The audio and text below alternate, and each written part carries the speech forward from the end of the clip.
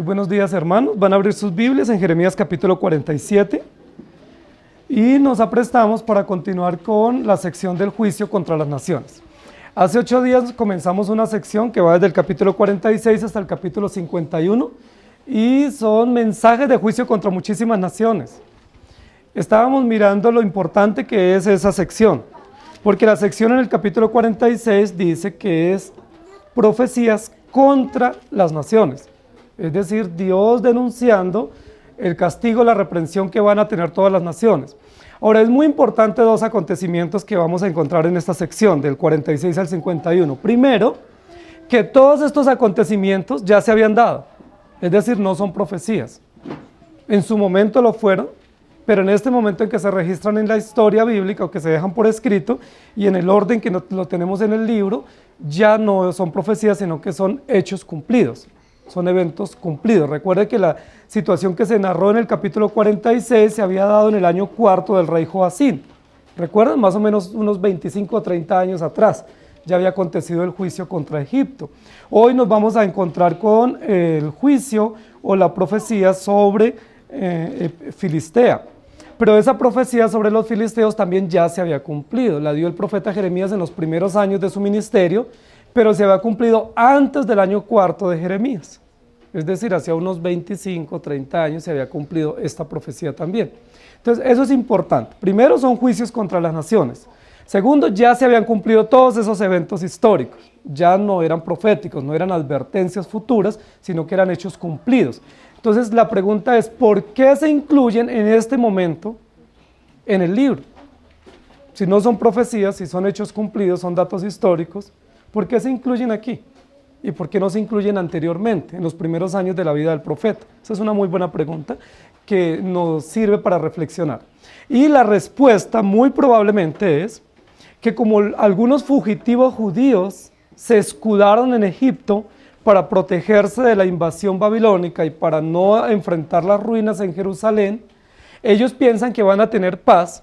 Sin embargo, Dios ya les ha dicho que va a haber una destrucción masiva de Egipto, donde ellos se han refugiado, y lo más probable es que estos hechos se narren y se incluyan en este momento para que los judíos que están fugitivos en Egipto comprendan que la destrucción no es solamente para Judá y para Jerusalén.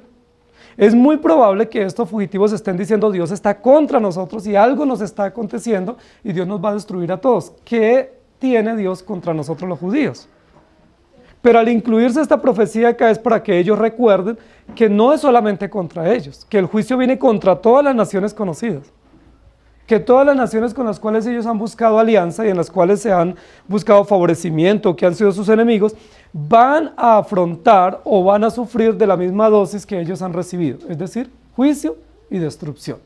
Ese es el mensaje para Judá y Jerusalén, pero ese es el mensaje para Egipto, ese es el mensaje para Filistea y para las otras naciones que vamos a continuar viendo durante varios domingos.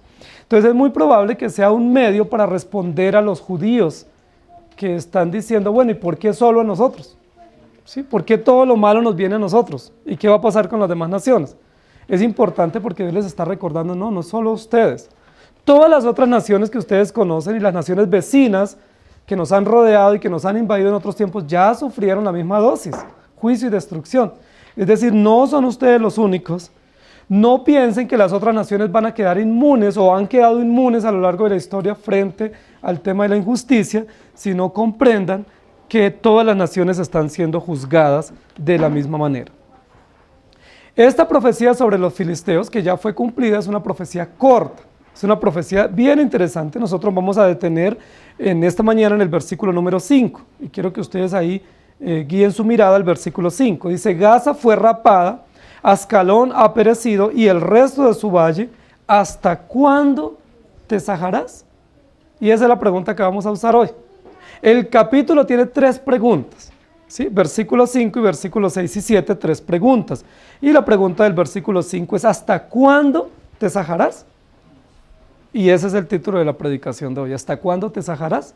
Y yo quiero que lo tengamos en mente porque es una pregunta supremamente interesante. Esa pregunta es sobre ¿hasta cuándo? Es una pregunta de tiempo, es un adverbio de tiempo, ¿sí? ¿Hasta cuándo? Es decir, queremos un límite, un tiempo, una indicación que nos diga cuándo parará esto, ¿cierto? ¿Hasta cuándo? ¿Cuándo uno hace esa pregunta? Cuando tiene un sufrimiento, cuando tiene una espera larga y cuando uno quiere tener un tiempo límite donde le digan, no, ya va a terminar, ¿cierto? Ya terminó este periodo o ya terminó esta etapa o esta circunstancia. ¿Hasta cuándo? Es una pregunta que normalmente nos hacemos, ¿cierto? La pregunta del capítulo anterior fue ¿por qué? ¿Recuerdan? La pregunta de los egipcios. Y la pregunta del capítulo 47, que es la pregunta de los filisteos, es ¿hasta cuándo? Y se va a repetir 2 veces esa pregunta, luego en el versículo 6, ¿hasta cuándo? Es muy importante para nosotros esas preguntas. Las preguntas ¿qué?, ¿por qué?, ¿cuándo?, ¿dónde?, ¿para qué? Son preguntas que siempre están en nuestra mente, ¿sí? Ante diversas circunstancias, nosotros nos preguntamos ¿por qué? Quiero una razón, ¿cierto? Quiero una explicación de por qué. Es una pregunta que en muchas etapas de nuestros niños, especialmente cuando están en edad preescolar, las tienen, ¿cierto? Con mucha frecuencia la usan. ¿Por qué? ¿Por qué? ¿Y por qué? Pero son preguntas que nosotros tenemos. La pregunta de hoy es ¿hasta cuándo? Es una pregunta no de los infantes, pero es una pregunta importante. ¿Hasta cuándo? Es decir, ¿hasta cuándo pasará esto? ¿Hasta cuándo? Queremos un límite, queremos una etapa, queremos una fecha donde nosotros nos digan que ya paró, que ya terminó esta circunstancia. Vamos a hablar hoy de los filisteos. No sé si ustedes recuerdan algo de los filisteos, pero los filisteos fueron muy famosos en la historia de los judíos. Por un periodo muy largo fueron los peores enemigos de los judíos. No se sabe exactamente el origen de los filisteos. Algunos dicen que su origen está relacionado con el mar, que es como una pequeña tribu que surge del mar Egeo, del Mediterráneo, y que fueron buscando dónde ubicarse, que básicamente era como una tribu nómada, ¿sí? Eran unos peregrinos, unos nómadas armados y que estaban buscando dónde ubicarse y que tuvieron varias guerras y varias persecuciones hasta que luego se lograron ubicar y se ubicaron exactamente en lo que hoy se conoce la Franja de Gaza. En la Franja de Gaza están o estuvieron ubicados los filisteos, que es entre el límite sur de Judá y Jerusalén y el límite norte de Egipto. En ese periodo desértico, en ese lugar que es un valle con el litoral del Mediterráneo, se ubicaron los filisteos. La primera mención que nosotros tenemos de los filisteos en la Biblia es en el periodo de los jueces, ¿sí? El periodo de los jueces, específicamente Sansón. Dios llamó a Sansón y le dijo que lo iba a llamar para que él venciera o derrotara a los filisteos. ¿Sí recuerdan? Es la primera mención que nosotros tenemos cuando se le da la profecía a los padres de Sansón. Les dice, van a tener un hijo y su hijo será nazareo y él enfrentará a los filisteos. Es la primera mención, ¿sí? En ese momento ya los filisteos eran famosos. Los filisteos fueron muy importantes y desarrollaron unas ciudades fuertes y sólidas y básicamente su gobierno estaba ubicado en 5 ciudades. Y una de ellas era Gaza. Y la Biblia lo va a mencionar acá y lo menciona en la época de Sansón. Cuando David se constituye rey y cuando Saúl es rey, ellos tuvieron que enfrentar fuertemente a los filisteos. En varias oportunidades, tanto Saúl como Samuel como David enfrentaron a los reyes filisteos y en algunas oportunidades los derrotaron. Entonces, hoy vamos nosotros a ver sobre el tema de los filisteos.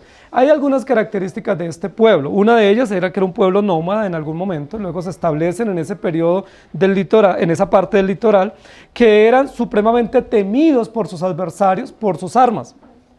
Ellos fueron los primeros que desarrollaron las armas de bronce, ¿sí? ¿Recuerdan cómo era la vestidura de Goliat? Dice que pesaba muchísimo, porque su vestimenta era de bronce, ¿sí? Ellos desarrollaron armas de guerra de bronce. Fueron muy importantes por eso. Eran materialistas, muy organizados, muy buenos artistas, distinguidos por la guerra, y tenían un dios, que ustedes yo sé que lo recuerdan, que era el dios Dagón. ¿Se acuerdan de una oportunidad que llevaron el arca del pacto? Allá ellos ganaron una batalla, pusieron el arca del pacto al lado de Dagón, y ¿se acuerdan lo que le aconteció a Dagón? Al otro día estaba descuartizado, ¿cierto? Y lo volvían a armar, lo ponían ahí, y al otro día amanecía nuevamente despedazado, ¿sí? Y los filisteos temieron por eso, ¿sí? Porque pensaban que el Dios de los judíos podía hacer amistad con facilidad con el Dios de ellos. Y resulta que no fue así, y esa fue una situación supremamente importante. Ellos están relacionados con varios aliados en este momento, y son Tiro y Sidón. Entonces los filisteos son famosos en la historia bíblica. Guerreros, armados, hombres fuertes, no pertenecían a un solo pueblo, sino que era la mezcla o la integración de varios pueblos. Y hay una característica que la Biblia va a mencionar especialmente en la época de David, y es que era un pueblo incircunciso. ¿Eso qué significa? Que no pertenecían al pueblo de Dios, que no tenían la señal del pacto y que por lo tanto no pertenecían al pueblo de Dios. Eran hombres agresivos, distinguidos por su valor para la guerra, que amenazaban e intimidaban a sus adversarios. Por un gran periodo intimidaron a los soldados de Saúl, hasta que Dios proveyó a David para vencer a los filisteos. Entonces los filisteos siempre fueron enemigos de Judá y de Jerusalén. ¿Por qué fueron enemigos acérrimos? Primero porque eran los vecinos, y uno siempre tiene más facilidad de pelear con los vecinos que con los que están lejos, ¿sí? Entonces ellos eran vecinos del sur y siempre querían invadir y querían aprovecharse. Ahora, también parece ser que en varias oportunidades los judíos se relacionaron con mujeres filisteas. Y recuerden que algunos profetas dijeron: es prohibido que los judíos se relacionen con filisteas. Sansón fue uno de los primeros que cayó en esa trampa de relacionarse con filisteas. Todos los amores que tuvo Goliat Sansón, fue con mujeres filisteas, ¿sí? En varias oportunidades, y pues en alguna de ellas le sacaron hasta los ojos, ¿sí? Por estar con amistades y con relaciones con los filisteos. Entonces eso es importante para que nosotros nos ubiquemos y recordemos quiénes eran los filisteos. Era un pueblo vecino de los judíos que vivían al sur, era un pueblo invasor, era un pueblo nómada que era mezcla de muchos grupos, entre ellos había gigantes en la época de David, y era un pueblo en el cual Dios le había prohibido a los judíos que se relacionaran. Dios les había dicho: no se relacionen con los filisteos, ellos son enemigos de ustedes y hay que derrotarlos, hay que vencerlos. Sin embargo, pues no fue lo que aconteció con el pueblo judío. Entonces vamos a ir, por favor, nos vamos a acercar a los primeros 3 versículos del pasaje. Jeremías 47, versículos 1 al 3. Palabra de Jehová que vino al profeta Jeremías acerca de los filisteos antes que Faraón destruyese a Gaza. Así ha dicho Jehová: he aquí que suben aguas del norte y se harán torrente, inundarán la tierra y su plenitud, la ciudad y los moradores de ella, y los hombres clamarán y lamentarán todo morador de la tierra, por el sonido de los cascos de sus caballos, por el alboroto de sus carros, por el estruendo de sus ruedas. Los padres no cuidarán a sus hijos por la debilidad de sus manos. La primera parte que nos va a narrar aquí el profeta Jeremías, dice que esta fue una profecía que se le dio a Jeremías contra los filisteos antes que Faraón destruyese a Gaza, es decir, al comienzo del ministerio de Jeremías. Luego en el versículo 2 dice en qué consistía la profecía. La profecía consistía en que iban a subir aguas del norte. Y es un poco contradictorio eso, ¿cierto? Porque las aguas subían del norte, pero tenían que bajar al sur para destruir a los filisteos. Es decir, algo así como que las aguas, en lugar de... subían para abajo, ¿cierto? Subían para abajo, es usando la metáfora para decir de dónde venía la destrucción para los filisteos. De Babilonia. Babilonia es el imperio del norte. Pero esta profecía se dio antes de que prevaleciera Egipto sobre Filistea, es decir, antes de que Faraón Necao destruyera a Gaza. Es decir, se dio con anterioridad, pero luego hay un evento intermedio en ese periodo, y es cuando Egipto prevalece sobre Filistea y destruye la ciudad de Gaza, pero luego viene el cumplimiento real de esta profecía, que fue antes del año 4 de Joacín, cuando Babilonia realmente toma poder sobre Filistea y los vence. ¿Cómo describe la Biblia esta invasión? Si ustedes se dan cuenta, en el versículo 2 y 3 lo describe de manera muy interesante. Dice que son como aguas que suben y que forman un gran torrente e inundan toda la tierra. Ahora, no sabemos realmente por qué describe a Babilonia y describe esta invasión como una inundación, como un tsunami, ¿cierto? Como un gran crecimiento de aguas que inundan y que logran destruir estos moradores de la tierra. No sabemos por qué. Es muy probable por su origen, porque se cree firmemente que el origen de los filisteos está relacionado con el mar. A los filisteos se les llamaban los pueblos del mar. Parece que salieron de por allá o eran como migrantes de esas regiones a la orilla del mar. Es probable que por esa razón se diga que esta invasión del versículo 2 y 3 se relaciona con un gran torrente y con una inundación de toda la tierra. Es probable porque primero estaban relacionados con el mar, estos pobladores, y segundo, por ser personas que vivían en el litoral casi toda su vida, pues están acostumbrados al tema de las inundaciones, ¿cierto? Los tsunamis, los maremotos, las inundaciones, y para ellos no les es desconocido. Si a un pueblo del interior se le habla en estos términos, es probable que no lo pueda entender, ¿cierto? Pero a un pueblo del litoral, que su vida ha sido el mar y que conocen las implicaciones del mar y los peligros del mar, se les puede hablar de esa manera. Ahora, Babilonia no quedaba en el litoral, Babilonia estaba muy en el interior, ¿cierto? Muy lejos del litoral. Sin embargo, dice que subirán aguas del norte para invadir un pueblo que está en el litoral, ¿cierto? Es simplemente la figura para mostrar lo grave que va a ser este evento y lo conocido para ellos de las implicaciones del mar y de las inundaciones. Dice, inundarán la tierra y su plenitud, la ciudad y los moradores de ella, y los hombres clamarán y lamentarán, todo morador de la tierra. Es la primera vez en la historia bíblica que nosotros vamos a encontrar a los filisteos clamando y lamentándose por una situación que están viviendo. Los filisteos nunca se doblegaban, tenían muy buenos soldados entrenados y tenían muchísimo armamento. Sin embargo, en esta oportunidad parece que es definitiva la destrucción de ellos como un país poderoso y a través de Babilonia, entonces van a lamentarse. Y luego comienza a decir por la otra razón que se van a lamentar. Versículo 3, dice, por el sonido de los cascos de los caballos y por el alboroto de sus carros, por el estruendo de sus ruedas. Todo eso que está describiendo aquí no tiene que ver con el ejército invasor, sino con los filisteos. ¿Cómo era el armamento que tenían ellos? ¿Cómo estaban ellos preparados para la guerra? Dice que tenían muchos cascos de guerra. ¿Recuerdan que Goliat tenía un casco que pesaba muchísimo? ¿Sí?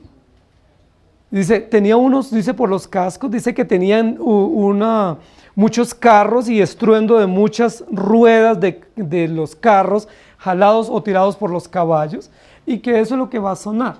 Ahora, uno pensaría inicialmente que este armamento tiene que ver con el ejército invasor, es decir, con los babilonios, que los invaden y vienen con grandes caravanas de caballos y de carros herrados, y hombres y soldados muy armados con cascos preparados para la guerra. Sin embargo, no está hablando de ellos, porque no era así el armamento de los soldados babilónicos, pero sí era el armamento que tenían y la munición que tenían los filisteos para enfrentar. Entonces, ¿qué es lo que va a acontecer en el versículo 3?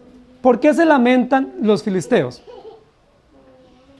Porque todos los preparativos que ellos tienen y todas las armas que ellos tienen para la guerra van a ser totalmente trastornadas. Ellos van a ser trastornados en la guerra, ellos van a ser totalmente desviados y va a tomar poder Babilonia sobre ellos y los va a destruir. Ahora, el final del versículo 3 nos da una razón supremamente importante. Hay varias implicaciones aquí en el texto que es importante mencionar. Primero, hay una implicación metafórica de los que vienen a invadirlos, Babilonia, ¿cierto? Hay una descripción conocida para los filisteos de cómo se va a presentar esa invasión o esa destrucción. Va a ser como si fuera una gran inundación. Sí, yo no sé si alguno de ustedes ha tenido que vivir una inundación y ver lo que implicaría una inundación y cómo uno defenderse o protegerse o cómo salvarse en medio de una gran inundación. Probablemente nosotros acá no, ¿cierto? Hay otras regiones de llanuras o que quedan a las orillas de los ríos o del mar que son más propensas a inundaciones en épocas de invierno o en épocas de tempestades o de vientos fuertes. Esa es una situación, pero tercero va a describir todo el trastorno que van a tener los filisteos con su armamento. Es decir, todos los soldados preparados para conducir los caballos y para conducir esos carros de guerra, ¿qué van a tener? Una gran confusión, ¿cierto? Un gran trastorno. Todo su ejército, sus armas se van a trastornar y lo único que ellos van a tener que hacer es lamentarse. el versículo 3 dice, se lamentará todo morador de la tierra y clamarán. La pregunta es, ¿por qué se lamentan? ¿Y a quién claman? La Biblia no nos dice por qué se lamenta. Bueno, probablemente por el poder de la invasión y de la destrucción, pero tampoco nos dice a quién claman. Versículo 3, clamarán. Y nos está exponiendo aquí una situación importante. En el capítulo anterior vimos a los soldados egipcios corriendo despavoridos, siendo unos soldados valientes, porque la guerra viene y la destrucción viene sobre ellos. Aquí estamos viendo otros soldados muy valerosos y muy entrenados y muy bien armados, clamando y suplicando, porque están siendo trastornados. Pero luego el final del versículo 3 nos da una descripción muy importante para nosotros que es interesante relacionar. Primero ellos claman, ¿sí? Y se muestran adoloridos y no comprenden la situación de la confusión que tienen sus soldados y su ejército por la inundación, pero al final del versículo dice, los padres no cuidaron a los hijos por la debilidad de sus manos. Y nos da un dato importante, ¿sí? Que no es común en estas descripciones de juicio, especialmente cuando está hablando de soldados y hablando de guerra y hablando de armamento. ¿Sí? ¿Por qué el texto relaciona este armamento y estos soldados entrenados para la guerra clamando y luego nos da una razón que tiene que ver con la familia, que tiene que ver con los hijos, que tiene que ver con una relación de padres e hijos? Dice versículo 3, los padres no cuidaron a los hijos por la debilidad de sus manos. ¿Qué le pasó a estos soldados entrenados para la guerra cuando viene la invasión del norte? Que eran valientes y desafiantes. ¿Se acuerda cuántos días desafió Goliat al ejército judío? ¿Se acuerda cómo todos los soldados judíos temblaban de miedo al ver a ese hombre tan grande y tan poderoso y tan bien armado, con una voz tan fuerte desafiándolos y diciendo, a ver, ¿quién se enfrenta a mí? Ahora, ¿qué le va a pasar a ellos? Ellos intimidaron muchas veces a los judíos, con sus soldados entrenados, con sus hombres poderosos y con el poderío de sus armas. Y uno ante un hombre armado, ante un ejército armado, pues uno palidece, ¿cierto?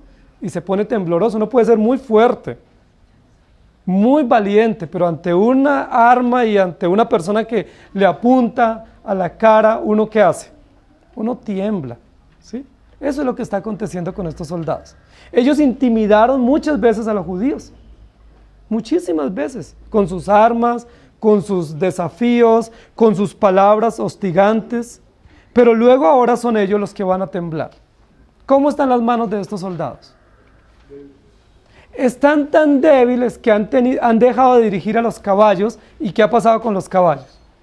Se han desbocado, los carros se han salido, los cascos caen por ahí, las ruedas de los carros se salen, porque hay una gran confusión, hay un gran estruendo que viene, y estos hombres, soldados, que además de eso eran padres, dicen, no pudieron cuidar a sus hijos. Hay otra versión que dice, no pararon para recoger a sus hijos. Es decir, viene la invasión y ante una invasión similar o semejante a una gran inundación, ¿qué haríamos nosotros como padres? ¿Qué sería lo primero que pensaríamos? Padres valientes, ¿cierto? Y fuertes, entrenados para defender y para ayudar al más débil y al necesitado. ¿Qué es lo primero que hacen los padres? Pues toman a sus hijos y los salvan. Es lo primero que se hace en una situación de invasión o de amenaza o de aflicción. Nosotros no pensamos en nosotros primero. Lo primero es pensar en nuestros hijos y que ellos están desprotegidos y son débiles y hay que salvarlos de alguna manera. ¿Fue eso lo que hicieron estos soldados filisteos? La Biblia no nos dice ni siquiera si pensaron hacerlo o si intentaron hacerlo, sencillamente no pudieron. No tuvieron el valor. Fue tanta la cobardía, tanto el miedo, tanto la parálisis que tuvieron por el terror de esta situación como tan efímera, tan sorpresiva que les llegó, que dice, los padres no cuidaron a los hijos por la debilidad de sus manos. ¿Eso qué significa? ¿Qué pasó con todos los hijos de los filisteos? Fueron destruidos, ¿cierto? Fueron tomados cautivos por los babilonios. Los filisteos sufrieron la misma suerte que los judíos. Fueron tomados cautivos y llevados a Babilonia. Y es muy probable que todos estos hijos que no fueron cuidados por los padres y que no fueron salvados de la destrucción por ellos, fueron llevados y los otros fueron muertos y fueron totalmente destruidos. Pero ese dato que nos da aquí el versículo 3 es importante. ¿Por qué los padres no pudieron cuidar a sus hijos? Ellos estaban entrenados para defender el país, ¿cierto? Estaban entrenados para amedrentar a los enemigos. ¿Por qué no tuvieron el valor de defender a sus propios hijos? ¿Por qué no tuvieron el valor y el vigor para sacar fuerzas en medio de la debilidad y cuidar a sus hijos? El texto es muy claro, dice, a causa de la debilidad de sus manos. ¿Por qué no tuvieron valor? Dice, porque sus manos, su debilidad, su cobardía, su temor, su terror, era tal que no tuvieron fuerza ni siquiera para detenerse y salvar a sus hijos. Y esto es importante, porque ellos asustaron muchas veces a los judíos y ahora ellos ni siquiera pueden cuidar a sus propios hijos. Ellos están siendo víctimas de lo que hicieron con los judíos, de causarles temor, de desafiarlos, y ahora ellos tienen que ver a sus propios hijos muertos porque no tienen cómo defenderlos. Dice, ese es el lamento de ellos. Y la pregunta es, ¿hasta cuándo ellos se lamentarán por todo esto que viene contra ellos de manera sorpresiva? Yo quiero que vayamos a los versículos siguientes, son versículos 4 y 5. Dice, a causa del día que viene para destrucción de todos los filisteos, para destruir a Tiro y a Sidón, todo aliado que les quede todavía, porque Jehová destruirá a los filisteos, al resto de la costa de Captor. Gaza fue rapada, Ascalón ha perecido, y el resto del valle, ¿hasta cuándo te sajarás? Yo les dije hace un momento que los filisteos tenían 5 ciudades fortificadas, que eran como las 5 fortalezas. Ellos no eran una ciudad como en el norte de Israel, que habían gobiernos con ciudades o con 10 ciudades que gobernaban, ¿cierto? Decápolis. Aquí era una pentápolis, eran 5 ciudades que ellos tenían, donde tenían sus gobernadores y eran las ciudades fuertes de ellos. Y aquí mencionan algunas de ellas. Esas ciudades estaban muy fuertes, muy preparadas para la guerra, pero dice la Biblia algo muy importante al comienzo del versículo 5, a causa del día que viene para destrucción de todos los filisteos. A causa del día que viene para destrucción. En muchísimas oportunidades en la Biblia habla del día. He aquí viene el día, o vendrá el día del Señor. Eso es importante para nosotros, no olvidemos eso. Porque en primer lugar, aunque la justicia de Dios es eterna, porque es un aspecto del carácter de Dios, el juicio no es eterno. Y eso es una nota de mucha esperanza para nosotros. La justicia es eterna, pero el juicio no es eterno. La Biblia dice que vendrá un día de juicio, ¿sí? O un día malo, o un día de destrucción. Viene el día del Señor. La Biblia lo llama así, el día del Señor. Cuando la Biblia habla del día del Señor, habla del día del juicio o el día de la gran ira del Señor sobre su pueblo. El versículo 4 dice que la razón por la cual vino la debilidad de ellos en sus manos es a causa del día que viene para destrucción de todos los filisteos. ¿Pensaban los filisteos que algún día les llegaría ese día? Cuando ellos amedrentaban a sus enemigos, cuando ellos desafiaban a sus adversarios, ¿pensaron en algún momento que a ellos también les llegaría ese día de destrucción? ¿Piensan los que son agresores, los que son victimarios, piensan en algún momento que todo eso que ellos están haciéndole a otro se les devolverá en algún momento? ¿Piensan los malos, los sicarios, los que destruyen a otros, los que son bélicos, piensan que en algún momento eso se devolverá contra ellos? ¿O contra su propia familia? La Biblia no dice que ellos piensen, lo más probable es que están enceguecidos en su maldad y que no tienen la capacidad de pensar. Sin embargo, aquí les llega, porque piensen o no piensen, el juicio de Dios llega. Dice, a causa del día que viene de destrucción para todos los filisteos, para destruir a Tiro y Sidón y a todos los aliados que tengan. Tiro y Sidón eran otras naciones que quedaban al norte de Israel, pero eran aliados en este momento de los filisteos. En ese momento histórico, yo creo que es igual en estos momentos, toda nación busca aliados. Es decir, busca otras naciones que le respalden y que puedan tomar como partido a favor de ellos. Tiro y Sidón, que quedaban al norte, eran aliados de Filistea en este momento. ¿Y qué viene para Tiro y para Sidón? Y para todos los aliados de los filisteos. Destrucción igual que para los filisteos. Viene destrucción. Y comienza a decir, porque Jehová destruirá a los filisteos, al resto de la costa de Captor los va a destruir.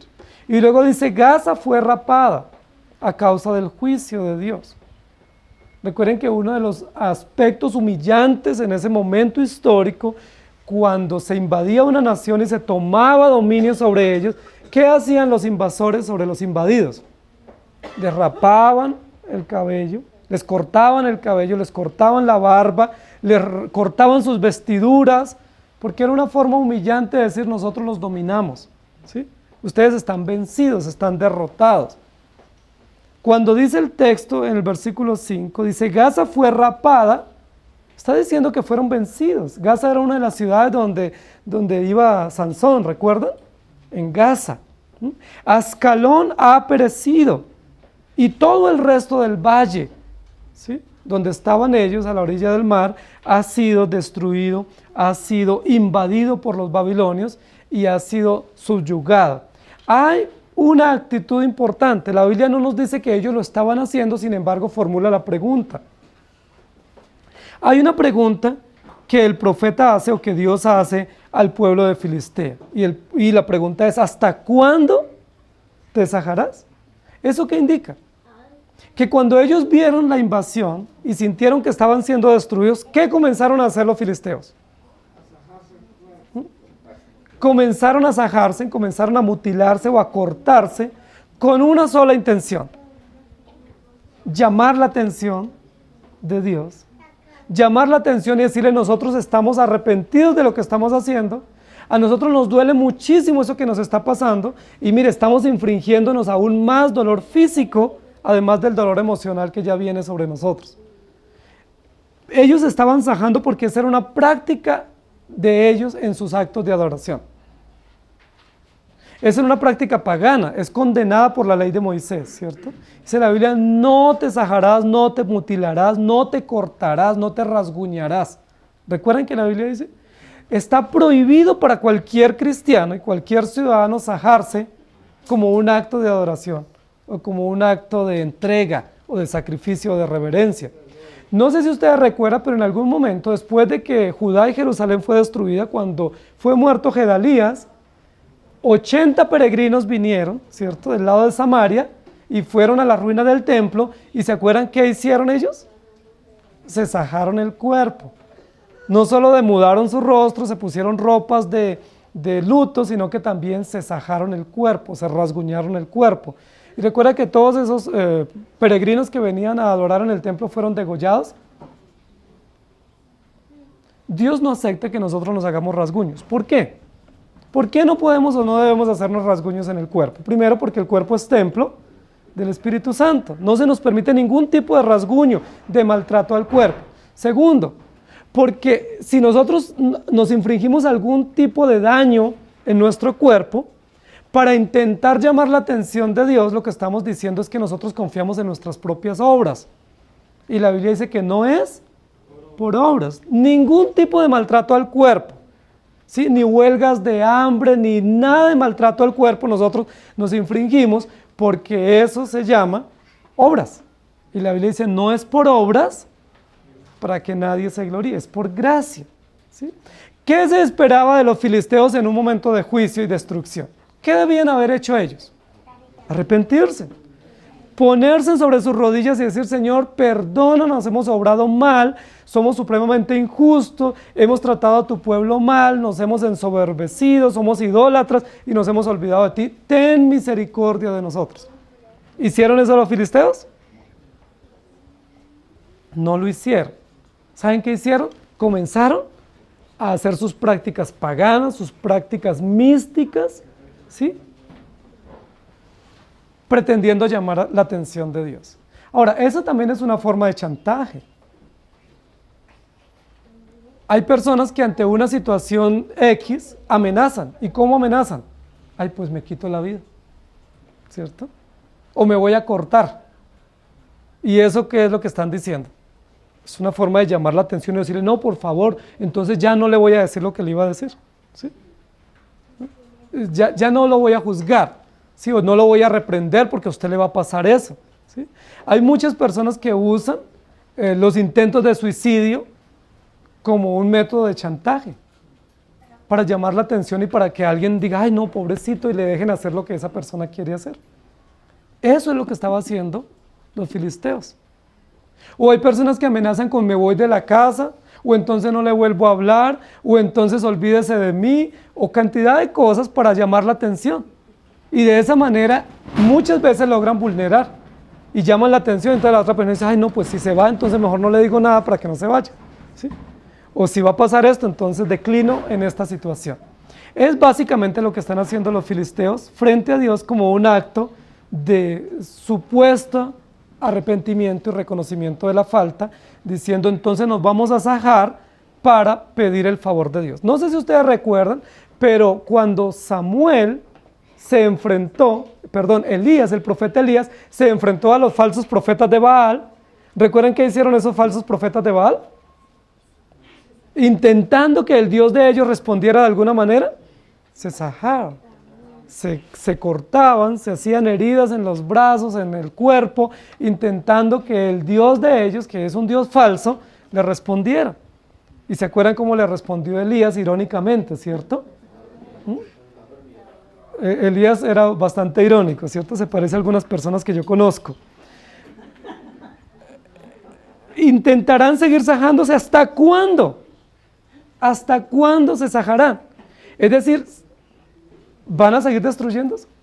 Esas medidas de autodestrucción, de autoflagelamiento, de autoconmiseración, de autolástima, autocompasión, son mecanismos que nosotros muchas veces usamos como mecanismos de defensa. Yo no sé si a ustedes les pasa, pero a veces a mí me pasa, ¿cierto? Cuando uno está frente a un llamado de atención, nosotros nunca decimos, sí, está bien, yo me equivoqué, perdóname, tienes toda la razón. Lo siento, perdóname, obré mal. ¿Así actuamos nosotros? O cuando alguien nos llama la atención, ¿cómo reaccionamos? No, es que fue por esto, ¿cierto? O es que, mire, espere, le explico, mire, es que usted no me ha dejado explicarle, ¿sí? ¿Qué es lo que yo estoy haciendo? Sajándome, ¿cierto? Es decir, autojustificándome, buscando una excusa por mí mismo, válida para desarticular el llamado de atención y para decir a la otra persona, mire, espere, es que usted no me ha escuchado, porque yo sí tengo la razón y le voy a explicar por qué hice esto. No, ¿por qué no decimos, sí, me equivoqué, discúlpame, punto? Ahí se terminaría todo, ¿sí? Yo obré mal, si me llama el jefe, me hace un llamado de atención, ¿yo qué debo hacer? Sí, obré mal, perdóname. No tome en cuenta su consideración. Pero nosotros no, es que espere y es que mire y es que anoche y si yo le contara, ¿sí? Y que entre más uno se defiende, más se hunde. De hecho, una persona cuando comienza a justificarse lo que está demostrando es que es culpable. Una persona cuando comienza a dar razones, explicaciones, lo que está diciendo, sí, yo soy culpable de eso. Esa es una buena razón que los abogados y los jueces saben para conocer a una persona que es culpable. Solo en su defensa, cuando comienza a presentar excusas, no, él es el culpable. Porque está intentando arreglar o presentar una defensa y sencillamente no dice, sí, yo obré, o no lo hice y ya. Pero estos filisteos lo que comenzaron fue a usar ese mecanismo de defensa. Y todo mecanismo de defensa es pecaminoso. Los psicólogos dicen que los mecanismos de defensa son mecanismos naturales de reacción ante situaciones incomprensibles o adversas y que son mecanismos naturales de defensa. Bueno, yo quiero decirles que sí, son mecanismos naturales de nuestra naturaleza pecaminosa. Sí son naturales, pero son inherentes a nuestra condición pecaminosa. ¿Por qué yo necesito defenderme? ¿Quién es el que me defiende? ¿Por qué yo necesito justificarme y dar razones y explicaciones ante un llamado de atención? Ahora, nosotros podemos lograr que ante una persona presentemos nuestras excusas y salir adelante. Sí, hay muchas personas que dicen, ay, yo no sabía que usted estaba así. Yo lo hubiera sabido, no le hubiera llamado la atención. Discúlpeme. Es decir, le salimos a deber. a la otra persona. Y lo podemos lograr. A veces nuestros hijos nos logran vulnerar, ¿sí? Autoflagelándose. ¿Cómo se autoflagelan nuestros hijos cuando se les llama la atención? ¿Mm? Entonces algunos dicen, pues no como, ¿sí? O me encierro en el cuarto y no salgo, ¿sí? O entonces no le hablo, o no le digo esto. Y son mecanismos que ellos pretenden usar para vulnerar el llamado de atención o la reprensión. A veces nosotros caemos en el juego de nuestros hijos o de otras personas adultas usando estos mecanismos de mutilación, de autoconmiseración, de autolástima. Muchas veces caemos en esa trampa. La pregunta es, ¿será que ante Dios podemos causar algún tipo de impresión favorable? ¿Será que si yo voy ante Dios y le lloro y le suplico y me flagelo y le digo, Señor, es que tú no me entiendes, pero mire, ven, te explico, que Dios va a decir, ay, sí, de verdad, yo no había pensado en ese pedacito? Olvidamos que Dios es omnisciente, ¿sí? Olvidamos que Dios todo lo conoce, ¿sí? Olvidamos que Dios es justo, que es omnipotente, que está presente en todo lugar. Olvidamos eso. Toda persona que sufre lástima de sí misma, olvida que Dios es omnisciente, olvida que Dios es justo. La autoconmiseración es un pecado terrible, no es un mecanismo de defensa, es un mecanismo pecaminoso de defensa, ¿sí? Autolástima. No sé qué sienten ustedes cuando se encuentran con personas y siempre que hablan con esa persona, ellos pretenden inspirar lástima. ¿Sí? ¿Nos agrada hablar con esas personas? ¿Nos agrada invitarlos a pasar un rato en nuestra casa y un día de descanso con ellos? Si es todo el día, ay, pero es que yo soy pobrecito, es que mire, usted se diera cuenta, yo cómo estoy. Nunca pueden, nunca tienen, nunca saben. ¿Sí?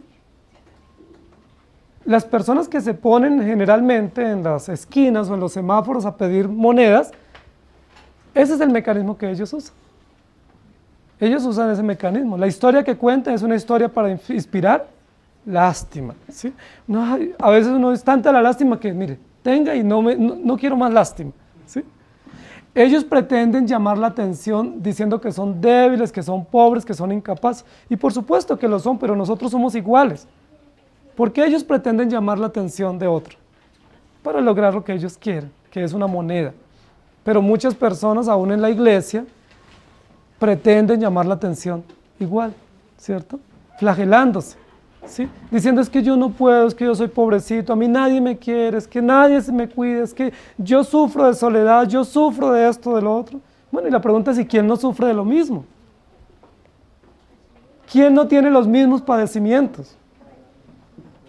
¿Quién no tiene los mismos sufrimientos?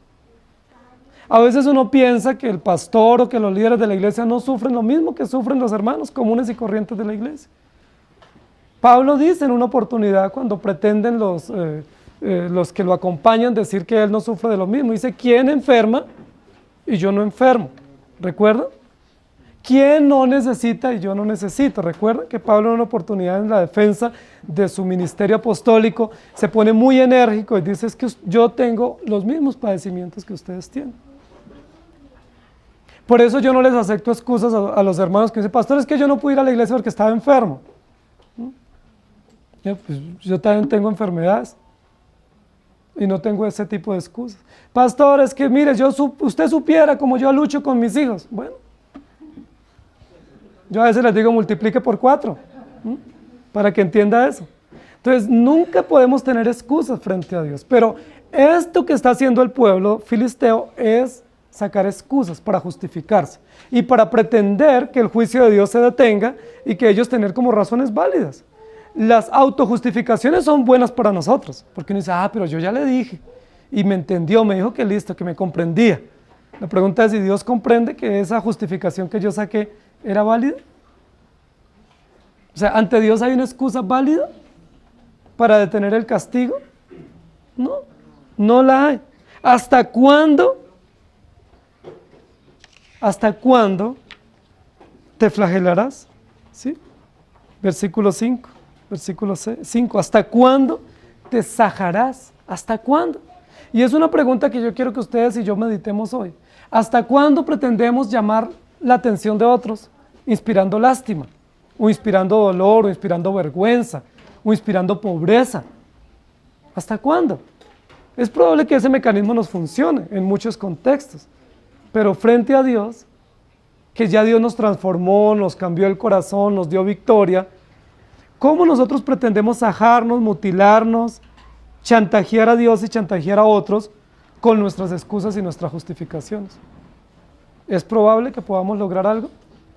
¿Se acuerdan que cuando Dios llamó a Moisés, Moisés usó este mecanismo pecaminoso de autolástima, diciendo, Señor, ¿quién soy yo para servirte? ¿Por qué no se fija en otro? Señor, pero ¿no se ha dado cuenta que yo no sé hablar? ¿Sí? Y yo tartamudeo cuando hablo y pues no soy el hombre más especial para hacerlo. Señor, yo lo haría, pero si pudiera hablar bien. Ese fue el mecanismo que pretendió usar Moisés para evadir el llamado de Dios. ¿Y qué le dijo Dios? ¿Quién le dio la boca al sordo? Le dice Dios. Y lo envió y tuvo que cumplir la misión. ¿Se acuerdan qué excusas usó Jeremías? Cuando Dios lo llamó, dices, no, Señor, yo soy un niño. No, 18 años tampoco es ser un niño, ¿no? Bueno, algunos tienen bebés de 35 en la casa. Pero se cree que Jeremías tenía unos 18 años. No era un bebé, no era un niño, era un hombre. Ya estaba entrenado para la guerra. Josías era rey de la misma edad, ¿sí? Dios lo está llamando y él dice, Señor, yo soy un niño. ¿Qué está diciendo Jeremías? Ay, Señor, ¿no le da pesar de mí? ¿Usted no le da lástima, Señor, enviarme a mí? Tan tiernito que estoy. El Señor le dice, no digas que eres un niño, porque a donde yo te mande, irás y dirás todo lo que yo te diga. Punto. Ese mecanismo de defensa es pecaminoso. Pastor, yo quisiera hacer esto, pero, ¿sí? Y siempre los peros condicionan toda nuestra responsabilidad y pretendemos con eso justificarnos y salir victoriosos. ¿Hasta cuándo? Esa es la pregunta de hoy. ¿Hasta cuándo tú te vas a escudar pretendiendo chantajear a Dios y chantajear a otros con justificación? No, yo no puedo. Yo quisiera, no puedo. ¿Y por qué otros pueden? ¿Y por qué otros que son más jóvenes y con menos oportunidades y capacidades que nosotros pueden? ¿Por qué? Ahora, es probable que sea cierto que no tengamos las capacidades, pero luego confiamos en nuestras capacidades. Luego, para hacer la obra de Dios, ¿se requieren nuestras capacidades? ¿O se requiere la capacidad que Dios da? ¿Hasta cuándo te sajarás? Es muy probable que estos filisteos están ellos mismos agrediéndose, intentando darse muerte para no evadir su responsabilidad. Y el versículo 6 y 7 continúa de la siguiente manera. Oh espada de Jehová, ¿hasta cuándo reposarás? Vuelve a tu vaina, reposa y sosiégate. ¿Cómo reposarás? Pues Jehová te ha enviado contra Ascalón y contra la costa del mar, allí te puse. Hay tres preguntas que son interesantes y yo quiero que ustedes conmigo vayamos llevando el hilo de estos desafíos o estas preguntas retóricas. La primera pregunta es de Dios para los filisteos. ¿Cuál es esa pregunta? ¿Hasta cuándo te sajarás? O sea, ¿hasta cuándo vas a seguir escudándote en tus propias limitaciones o buscando justificaciones y excusas y no reconoces tu responsabilidad? ¿Hasta cuándo? Pero es interesante que estos filisteos que están infringiéndose daño a sí mismos y pretendiendo llamar la atención con su autoflagelamiento, le respondan a Dios con una pregunta. Y es con una pregunta casi idéntica. ¿Cuál es la pregunta que ellos le hacen a Dios? ¿Hasta cuándo reposarás? La pregunta que Dios hace a los filisteos no amerita una respuesta de parte de ellos, o por lo menos un cese a la hostilidad que están causándose, pero ellos no lo hacen. La idea que nos da el texto es que ellos siguen sajándose o siguen infringiéndose torturas en su propio cuerpo y mientras tanto le responden a Dios de forma desafiante y le dicen, más bien tú, ¿hasta cuándo reposarás de traernos daños? Es decir, ¿qué es lo que están haciendo los filisteos? Encarando a Dios como lo hicieron los egipcios en el capítulo anterior y diciéndole, el problema no es nuestro que nos sajemos, el problema no es nuestro que busquemos justificaciones, el problema es tuyo. que mandaste tu espada y no detienes tu espada. ¿Hasta cuándo vas a detener tu espada contra nosotros? ¿No les parece supremamente desafiante y arrogante la actitud de estos filisteos, aún estando ya derrotados por los babilonios? Es decir, Dios les pregunta y les interroga sobre una situación natural de un acto pagano que están causándose sobre su propio cuerpo, y ellos reaccionan con una pregunta similar y diciendo, más bien tú, ¿hasta cuándo reposarás? Ahora yo les pregunto, queridos hermanos, ¿se nos permite a nosotros hacerle semejante pregunta a Dios? Tenemos el permiso, tenemos el derecho de hacerle una pregunta a Dios y decirle, ¿hasta cuándo usted me va a juzgar o me va a castigar o a disciplinar? Nosotros leímos y escuchamos en el capítulo anterior que Dios repitió a los egipcios, yo los voy a juzgar con mi justa medida. ¿Qué es lo que están recibiendo los filisteos ahora de parte de Dios? La justa medida de Dios para ellos. ¿Por qué ellos encaran a Dios con una pregunta desafiante, retórica, esperando una respuesta y le dicen, ¿hasta cuándo reposarás? ¿Qué es lo que le están diciendo ellos a Dios? Dios, pues descansa ya, no es para tanto. Reposa, no nos pegues más, no nos juzgues más.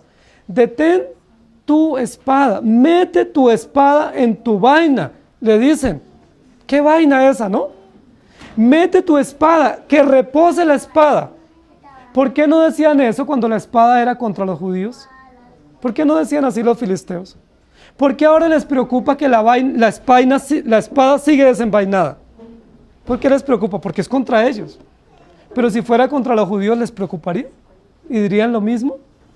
O más bien dirían que esa espada siga cumpliendo su función. ¿Por qué les preocupa? Porque ahora es contra ellos. Porque la espada los está lastimando. Y ellos prefieren lastimarse a sí mismos y no que los lastime la espada de Dios. Y por eso interrogan a Dios de manera desafiante. ¿Hasta cuándo reposarás? ¿Desde cuándo los filisteos están tan preocupados por el reposo de Dios?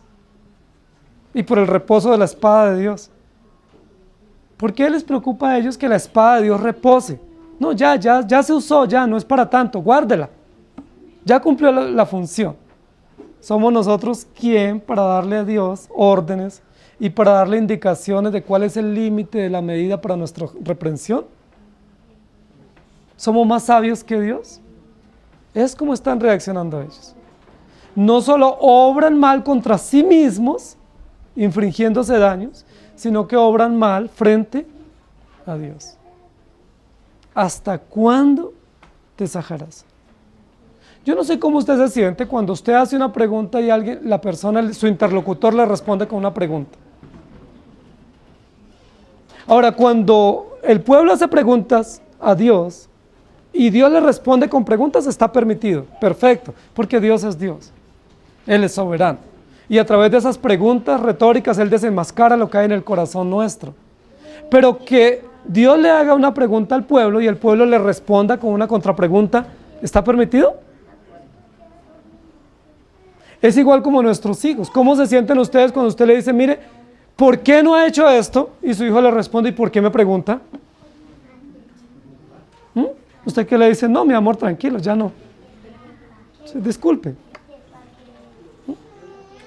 Usted le da una orden, va a pedir cuenta y usted dice, ¿cómo así que no lo ha hecho? Y su hijo le dice, ve, ¿y por qué? Eso es lo que están haciendo los filisteos. No solo muestra un deseo de que no haya más juicio, sino nos muestra la arrogancia y la altivez de ellos frente a Dios.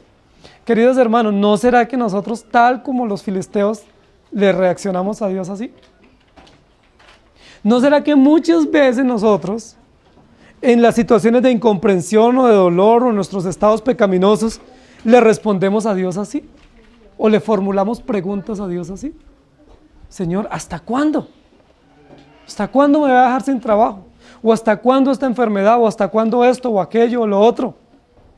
¿No será que le reaccionamos así? O yo les pregunto, ¿es permitido que reaccionemos así ante un Dios justo, santo, omnisciente, perfecto? ¿Se nos permite? ¿Se nos da ese beneficio ¿Es permitido que interroguemos a Dios? Cuando uno interroga, ¿qué está diciendo? Yo necesito respuestas. Y tengo preguntas y espero respuestas. ¿Podemos nosotros formularle preguntas a Dios esperando respuestas? Especialmente este tipo de preguntas: ¿por qué? ¿Cuándo? ¿Para qué? ¿Se nos permite? Esa pregunta no las puede hacer el jefe en el trabajo. Esa pregunta las pueden hacer los padres a sus hijos. Esa pregunta se pueden hacer en la iglesia a los creyentes, pero el creyente haciéndoselas a Dios, ¿ustedes qué piensan? ¿Hasta cuándo? Y ellos dicen, no, más bien tú, ¿hasta cuándo? Y luego le dan un consejo, versículo 6. Vuelve a tu vaina, reposa y sosiégate. Si eso nos lo dice Dios a nosotros, ¿cómo lo recibimos? Como un bálsamo, ¿cierto? Como un llamado fuerte de Dios para nosotros a descansar, a estar tranquilos, a no exasperarnos más, a reposar, a estar sosegados. Pero de estos malvados filisteos, agresivos filisteos contra Dios, ¿recuerdan cuando Dios le pregunta a Job, tú estuviste allí para darme consejo? ¿Necesité yo algún consejo tuyo? Cuando yo necesito, si necesitase algún consejo, ¿te lo pediría a ti? ¿Recuerda cuando Dios le dice a Job? Le dice, si yo tuviera hambre, ¿te preguntaría a ti o te diría a ti que tengo hambre? Está usando un lenguaje hipotético, ¿cierto? Porque Dios nunca tiene hambre, Dios es soberano, es perfecto, es autoexistente, autoindependiente. Pero él cuestiona a Job y le dice, si yo tuviera alguna necesidad, si en algún momento pasara por una necesidad, ¿te lo diría a ti? ¿Te lo pediría a ti? ¿Y qué es lo que le está diciendo a Job? Job, cállate. Job, no pretendas argumentar o racionalizar las cosas frente a mí. Que ese es otro mecanismo de defensa, la racionalización. Es decir, buscar una explicación lógica para salirme con la mía. Y demostrar con argumentos que yo tengo la razón. Dios nos da una orden y ¿qué es lo único que debemos hacer los creyentes? Obedecer. No tenemos una opción más. No tenemos otra opción. No hay la opción de Señor, ¿por qué? O espera, o ya voy, o déjeme pensarlo, o explícame, o dame razones. No. Eso lo que muestra es que nosotros somos responsables moralmente ante Dios. Y eso muestra que nosotros pretendemos ser más sabios que Dios. Siempre que yo pido una explicación a Dios. ¿Por qué estos soldados que estaban advertidos por profecía que había dado Isaías 100 años atrás y luego una profecía que está dando Jeremías hace unos 30, 40 años, que les dio a los filisteos esta profecía? Porque ahora cuando viene la invasión del norte de los babilonios y dicen, Señor, es mucho lo que nos estás dando, por favor, te queremos aconsejar, vuelve a tu vaina la espada, reposa y sosiégate.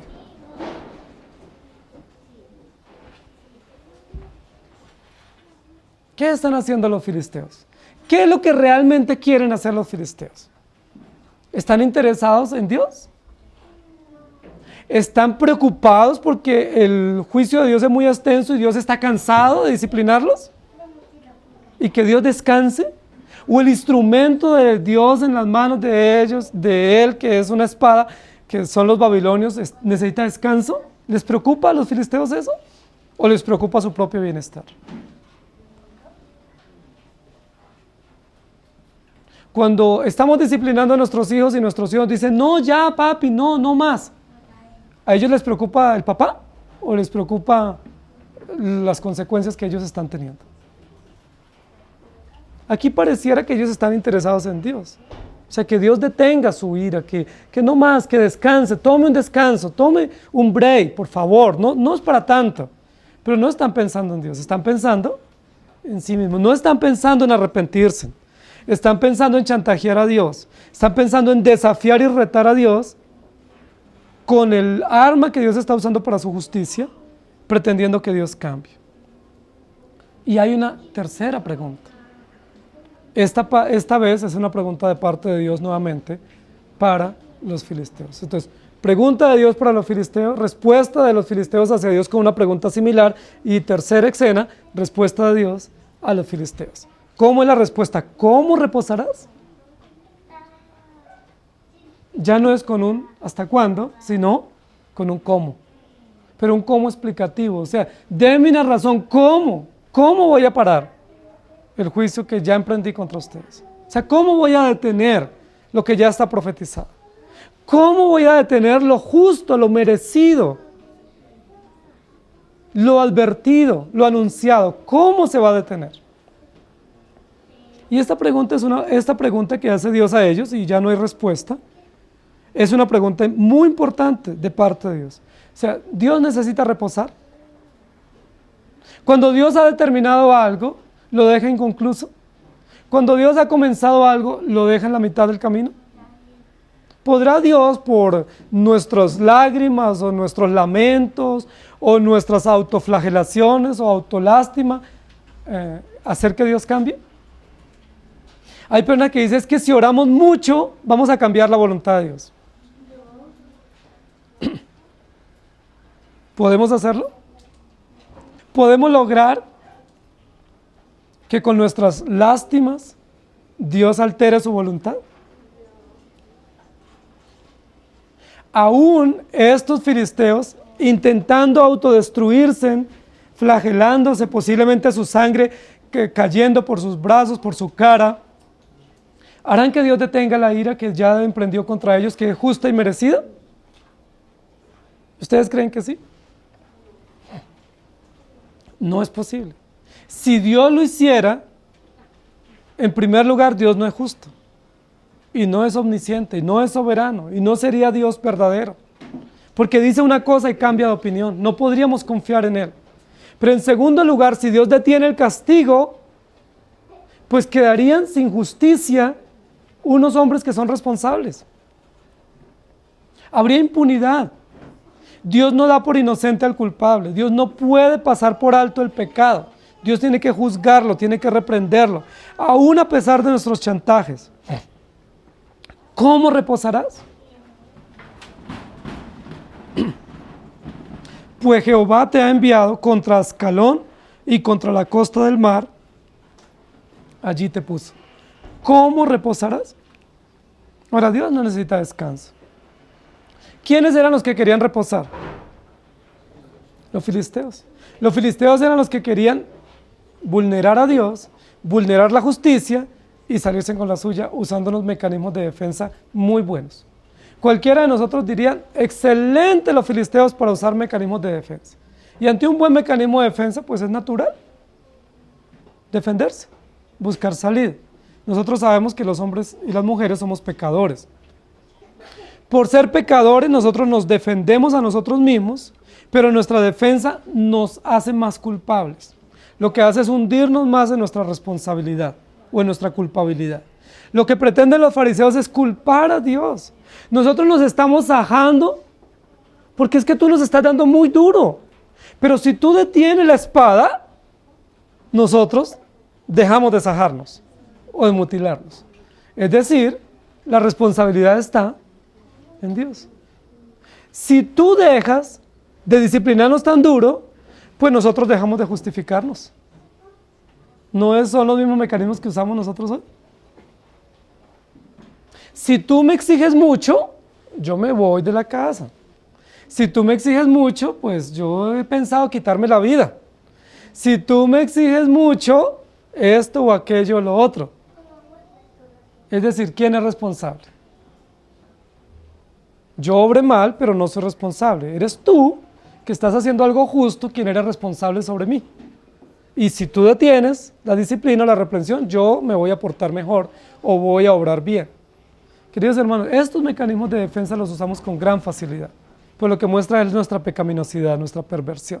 No solo lo usaban los filisteos para pretender evadir el juicio de Dios, sino que lo usamos todos nosotros, pretendiendo demostrar lástima. No sé si ustedes recuerdan que aún uno de los discípulos, cuando Jesús anunció su muerte, usó este mecanismo de defensa, la autoconmiseración. ¿Sí se acuerdan? Cuando Pedro le dice, ay Señor, ten compasión de ti, en ninguna manera eso te acontezca. ¿Qué es lo que le está diciendo? Pobrecito de Jesús, es que lo van a matar y de manera injusta. Y luego ese no era el plan eterno. Luego Pedro no estaba esperando ese plan eterno que se cumpliera oficialmente en Cristo. Luego desde el mismo momento en que nació Jesucristo no se anunció su muerte. Jesús no les había advertido ya en 2 o 3 oportunidades que iba a morir. ¿Por qué Pedro usa ese mecanismo de defensa? Ay, pobrecito. ¿No se han dado cuenta que a veces cuando el padre va a disciplinar a los hijos, ¿qué hace la madre? Ay, pobrecito, no lo disciplina.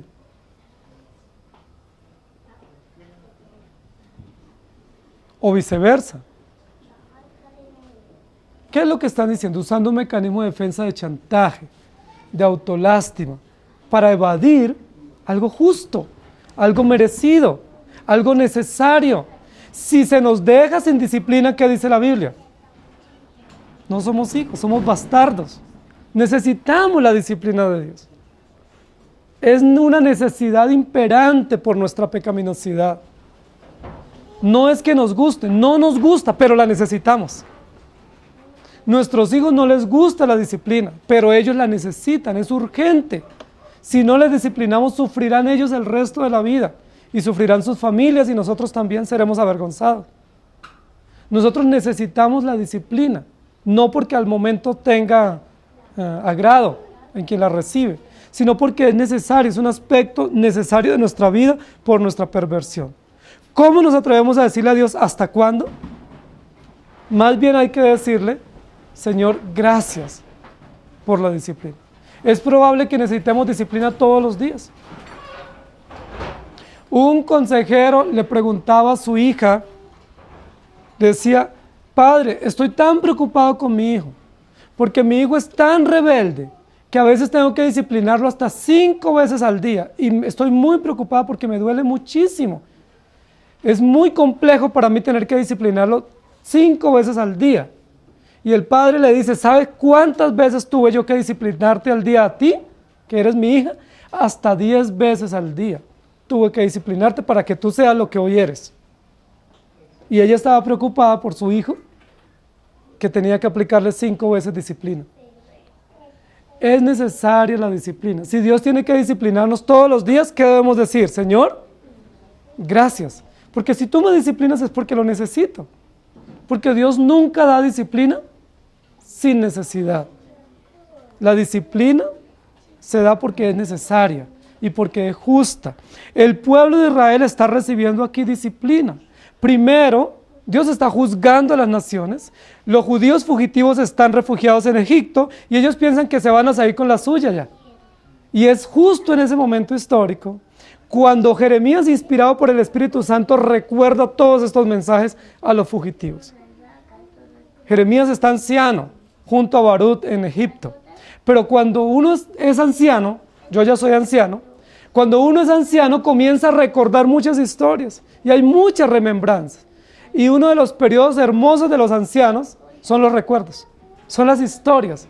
Es recordar y memorizar y con muchos detalles que a veces uno había pasado por alto. Y hay ancianos que recuerdan y dicen, mire, yo no me había acordado de este detalle, pero hoy me acordé. Después de 40, 50 años, recordaron detalles de cosas que acontecieron. ¿Qué es lo que hace Jeremías y Barud, ancianos en Egipto, con los judíos fugitivos? Recordar las historias.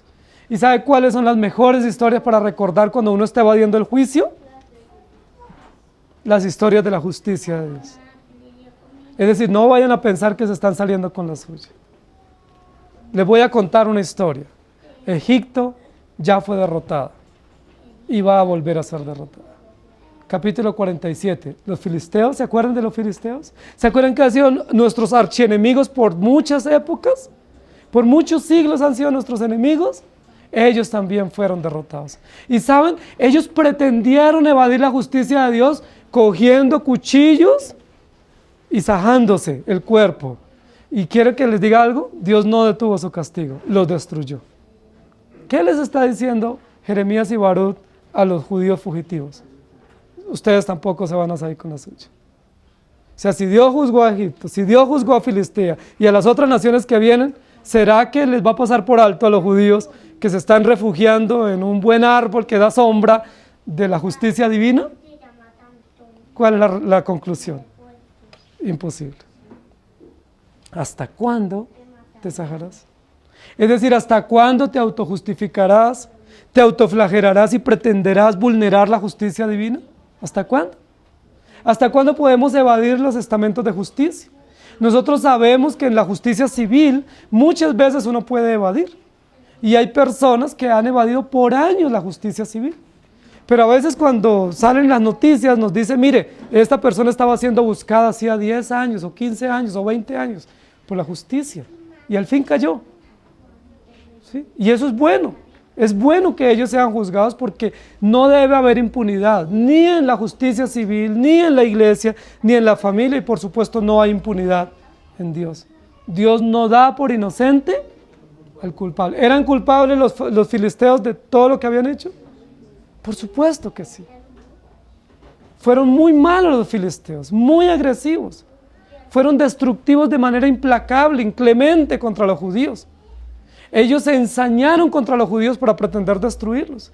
La mayoría de los jueces de Israel tuvieron que luchar contra los filisteos. Los primeros reyes de Israel, Saúl y David, 80 años luchando contra los filisteos. Eran astutos, eran sagaces, eran muy buenos para salirse con la suya. ¿Se acuerdan que a estas mujeres de las cuales Sansón se enamoró les ofrecieron gran cantidad de dinero? Y a una de ellas que no pudo descubrir el secreto la mataron junto a su familia. Eran inclementes, eran crueles, eran tiranos, porque ellos lo único que querían era ver destruidos a los judíos. Ahora, ¿qué viene para ellos? De su propia medicina, ¿cierto? De su propia dosis. Y no hay cómo salvarse. No importa cómo ellos se justifiquen, se mutilen, se autocompadezcan de sí mismos. Va a venir el juicio de Dios. Ustedes saben que dicen muchas personas que ante intentos de suicidio, que hay personas que tienen esos intentos de suicidio que dicen, no, es que yo cojo un cuchillo y me voy a herir, ¿cierto? Hay muchas personas que dicen, no, por favor, no se vaya a hacer daño, entonces haga lo que tú quieras, ¿cierto? Hay otras personas que le dicen, no, pues si se va a herir, mira, aquí tengo un cuchillo mejor, ¿sí? Más afiladito y más puntudo, con este, y si quieres yo le ayudo también, ¿sí? ¿Y qué dicen esas personas? ¿Cómo reaccionan? ¿Sí? No, es que yo me quiero tirar de un puente. Ah, no, si quiere lo empujo. Venga, y yo con mucho gusto. ¿Sí? Y cuando es confrontada la persona con su propia realidad, cuando es desenmascarada de su mecanismo de defensa manipulador, ¿qué hace? Ay, no, yo no, pensándolo bien, no, hoy no me quito la vida. ¿Sí? Pensándolo bien, hoy no voy a hacer esto. Entonces es muy importante eso que está aconteciendo. Es muy importante que nosotros podamos comprender que la justicia divina no la podemos evadir. Que por más que intentemos manipular, podemos lograr provecho con las personas, pero no podemos lograr provecho con Dios. Hay hijos manipuladores de los padres. Hay hijos expertos en manipular a los padres. Y los padres han caído o hemos caído en eso.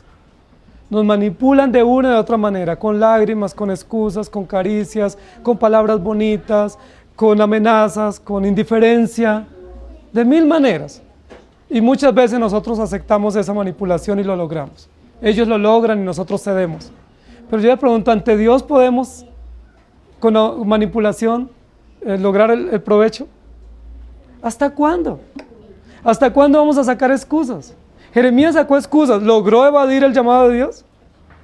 Isaías sacó excusas, ¿logró evadir el llamado de Dios? Los profetas sacaron excusas. Isaías, no sé hablar, no puedo, soy un niño, no soy capaz, no soy hábil, no tengo las cualidades. Y Dios le dice, no importa, eso es como tú te ves, yo te estoy llamando y tienes que hacerlo. Y eso es esperanzador para nosotros. De las cosas esperanzadoras para nosotros, queridos hermanos, es que Dios no juega al ritmo nuestro. Nosotros tenemos un ritmo de manipulación, de pecaminosidad, de autodefensa, pero Dios es soberano. ¿Será que Él se equivoca en llamarnos para nosotros decirle, Señor, disculpe, yo no puedo? ¿No te diste cuenta que no tengo las cualidades? ¿Será que Dios se equivoca en su justicia para nosotros? Tampoco. Si Él nos va a juzgar, nos juzga, porque es su determinación. Si nos va a disciplinar, nos disciplina porque es su determinación. ¿Hasta cuándo? ¿Hasta cuándo? ¿Hasta cuándo te sajarás? ¿Hasta cuándo tendrás lástima de ti mismo? ¿Hasta cuándo te humillarás a ti mismo pretendiendo lograr algo? Diciendo que no tienes las condiciones cuando Dios te las dio. ¿Hasta cuándo? Dice la Biblia que en el Señor Jesucristo somos más que vencedores y que todo lo podemos en Cristo que nos fortalece. Si Dios nos llamó a hacer algo, hagámoslo. No pongamos excusas. Porque si ponemos excusas, siempre tenemos que hacerlo. Y Dios no nos va a cambiar el llamado. Me recuerdo muchísimo cuando hablo de esto sobre Jonás. El profeta Jonás, Dios lo llama a una tarea y Jonás dice, no, yo no voy. Y no voy por una simple razón, porque yo te conozco. Y conozco que eres justo y que eres veraz y que eres misericordioso. Y estoy seguro que si yo voy y predico, tú cambias de opinión, te arrepientes del mal que prometiste hacerles. Y yo quedo muy mal. Señor, yo prefiero no ir. Te conozco, como te conozco no lo hago. Por supuesto que Jonás sí conocía un pedacito, pero no conocía realmente a Dios. Porque él, en aras del conocimiento que tenía de Dios, no va a cumplir la misión, pero olvida que ese mismo conocimiento viene contra él. Y va a ser usado en su contra, porque él no quiere hacer la voluntad de Dios. ¿Hasta cuándo sacaremos excusas?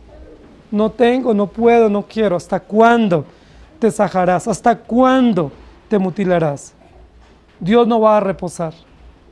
Lo que Él comenzó lo va a terminar, a lo que Él nos llamó lo vamos a lograr, porque ese es el plan de Dios. Dios no descansa. Dios es activo plenamente en nuestra vida para cumplir el propósito. Intentemos evadirlo o no, no vamos a lograrlo, porque Dios es fiel y Dios cumple su palabra. Amén. Oremos. Amado Señor, gracias por esta mañana, por tu palabra, porque tu palabra nuevamente nos muestra lo malos que somos. Y aún con mecanismos lastimeros y autocompasivos pretendemos detener, Señor, el justo juicio tuyo sobre nosotros. Señor, así como nuestros hijos muchas veces reaccionan cuando van a ser disciplinados, o se esconden, o corren, o se tiran al piso, o nos abrazan, o lloran incansablemente, nosotros también pretendemos hacer eso ante ti. Pero no hay derecho, Señor.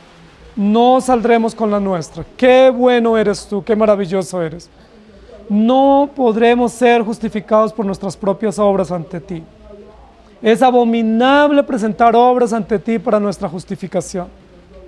No necesitamos autocompadecernos porque ya tú te compadeciste de nosotros a través de Cristo Jesús. No necesitamos autojustificarnos porque ya tú nos justificaste en Cristo Jesús una vez y para siempre, derramando tu sangre.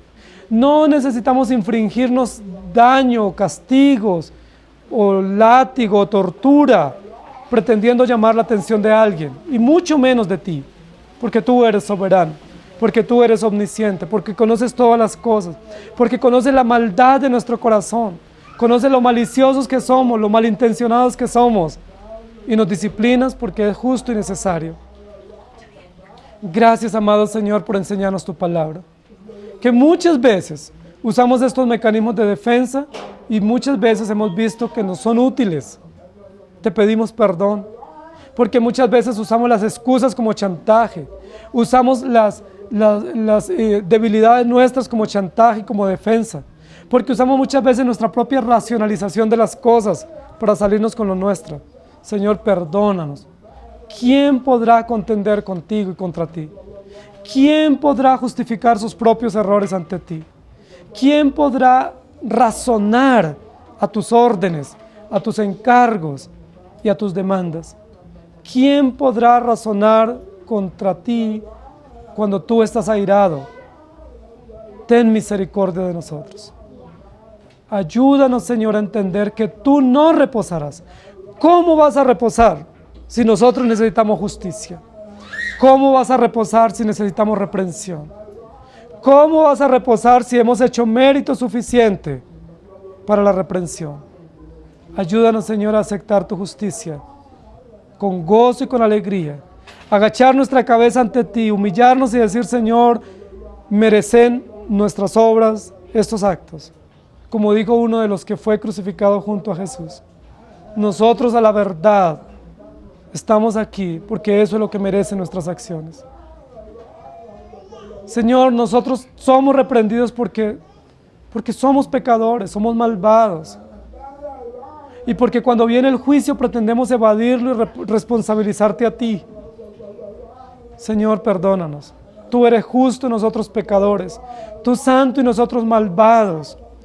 Tú omnisciente y nosotros limitados en nuestro conocimiento. Necesitamos tu justicia. Necesitamos conocerte, no como te conocía Jonás. Necesitamos conocerte que tú eres justo, que tú eres misericordioso. Pero que tu justicia no es para con un pueblo o con una persona, tu justicia es para con todas las cosas creadas. Tu justicia es para contigo mismo, porque tú eres justo en sí mismo. Te damos gracias, Señor, y bendecimos tu nombre. Ayúdanos a entender que no debemos seguir justificándonos, porque no hay razón, porque tú eres soberano y omnisciente. En Cristo Jesús oramos. Amén. Que el Señor les bendiga, hermanos.